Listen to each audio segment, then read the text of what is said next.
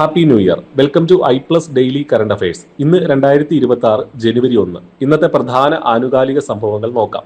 ദോഹയിൽ നടന്ന 2025 FIDE world rapid and blitz ചാമ്പ്യൻഷിപ്പിൽ പുരുഷ വിഭാഗത്തിൽ Magnus Carlsen ജേതാവായി.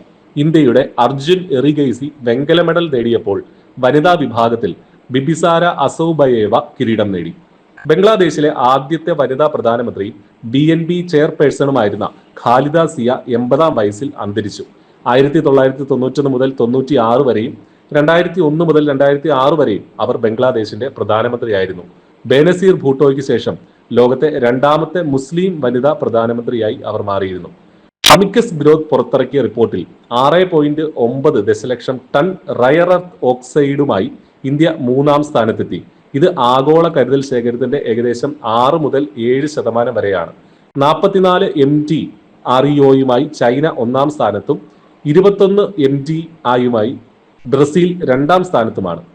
Daily current affairs ലഭിക്കാൻ ഇപ്പോൾ തന്നെ ചാനൽ സബ്സ്ക്രൈബ് ചെയ്യും.